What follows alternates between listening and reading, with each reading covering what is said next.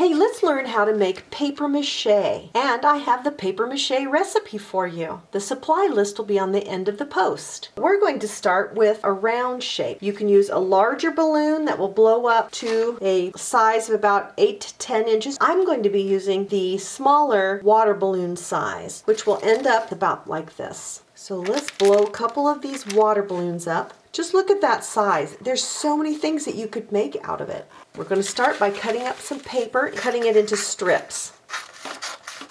Then I'm taking these strips and cutting them into little pieces. These are easier for me to handle on a small balloon.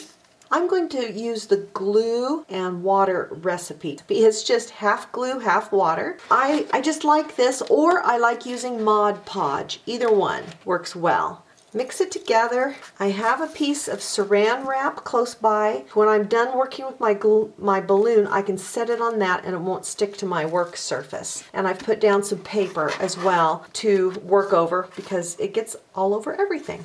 So I'm just going to put a few of these strips in here, get them full of the glue, and then start covering my surface with the glued paper. We don't want too much glue on here, so I will occasionally just put on some pieces of the paper without putting glue on them first so that I don't get too much. So I just kind of put this in the glue and then I kind of run it over the side of the bowl and put it over the surface of the balloon. And what my goal, of course, is to cover the entire surface with several layers of the newspaper. Now, you do have to be patient because this takes some time. I have used longer strips of newspaper to wrap around the balloon, but I find that it gets kind of bumpy. The paper kind of folds around the curved surface of the balloon and does not lay flat. I hold it by the stem of the balloon, which gives me like a little handle. And I'm going to cover the balloon even as close as I can to the stem of the balloon, but I will need to be able to pull the balloon out of the little hole. I don't want to cover up the stem. And you can see this will take a little bit of time, so just be patient and make sure you get everything covered with several layers. But I will turn the camera off and do some of my paper mache and then come back to you in a moment. So I did want to show you that I've hit upon a pretty easy way to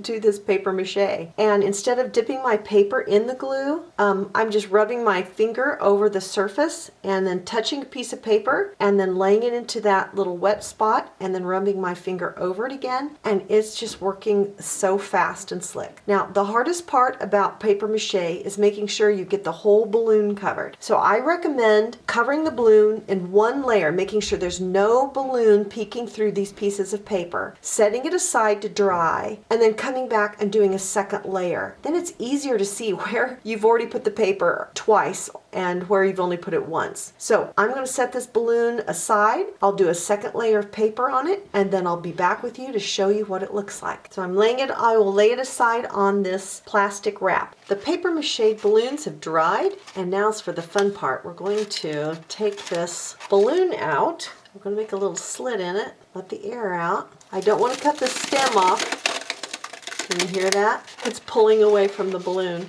There we go. So I just pulled it out the end, and I can cover that up with paper. It looks pretty good. All right, now this one turned out real well. This could have probably used even another layer of paper on it. Now that's not as thick right there, but still turned out real well. Okay, so now what can we do with our paper mache balloon shapes? Well, we can make it into something that's round like a globe, or I can add to it if I want to. So I've cut out a couple pieces of cardboard, and they're going to be ears that I'm going to glue on the side of this, but it's going to be a head, a face. It looks like a Mr. Potato Head, doesn't it? Okay, so there's an ear on that side, and then I'm going to cover these ears in paper mache, although I wouldn't have to. I could just paint them the way they are. Now, to make this stand up, I'm going to glue a milk bottle lid to the bottom, and then it will stand up on that and not fall over. Yeah, now it will stand up. I am going to cover this with paper mache.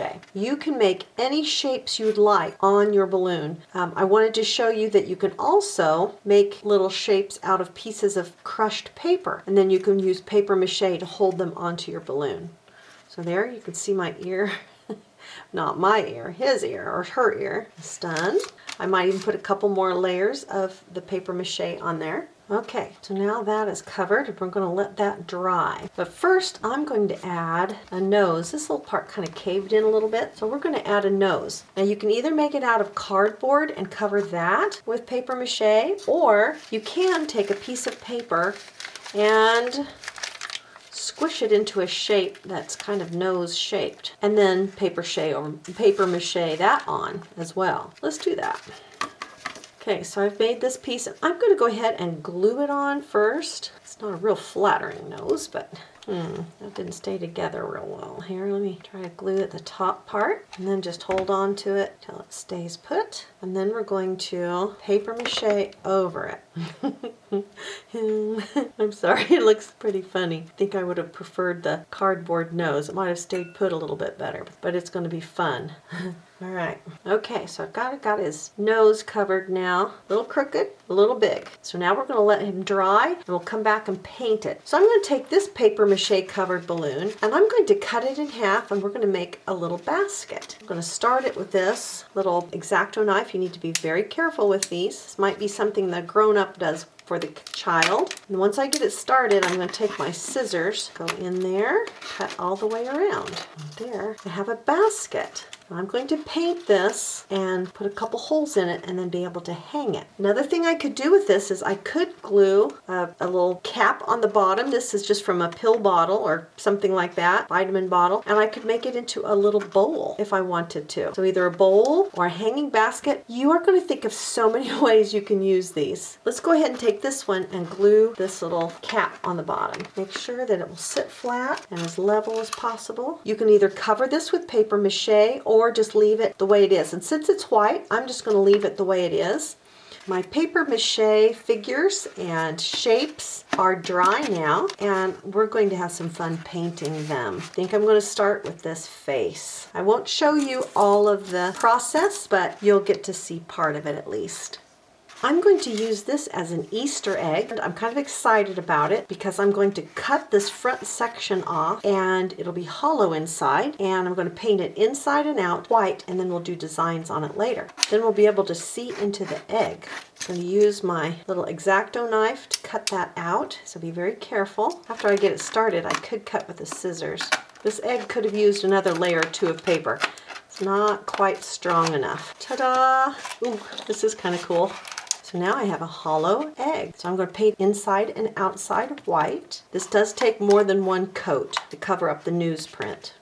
I'm going to paint my bowl inside and out this pretty color of blue. Let's have a little fun adding details to our paper mache projects. So this face turned out kind of fun. I had to do a couple coats of paint on there to make it cover, at least mostly cover. Now this little hollow egg that we made, I'm going to decorate the outside of it like an Easter egg. So I have some fun colors here. I'll make stripes and zigzags and such. Decorate these any way that you want to, but it sure is fun. I think the kids would like this one. I painted this little bowl blue, and I think I'm going to use a brush with some white paint and just make some little white daisies on it. The daisy has a yellow center, and we'll add a few green leaves. Now my bowl isn't exactly round in size, but it looks cute. So let's look at some of our final projects with these paper mache covered balloons. Don't laugh at him too much, it might hurt his feelings. He's funny looking, but we had a lot of fun making this little face. On the cutout of the Easter egg, I put some trim around the edge and some little Easter grass in there. It's all painted, and we can put something inside. It's a fun decoration. But my favorite project we made was this little bowl. Didn't that turn out cute? Daisy covered, and I added a piece of trim on the top, and then we can fill it full of candy or put trinkets in it. Another project I've made from paper mache covered balloons in another post is this maraca. I'll put the link in the post. And lastly, from a larger paper mache covered balloon, I made this hot air balloon with the help of my granddaughter. I'll put the link for this craft in the post as well. You'll be able to find lots of projects you can make with paper mache. For more great craft ideas, come on over to welcometonana's.com and join the fun.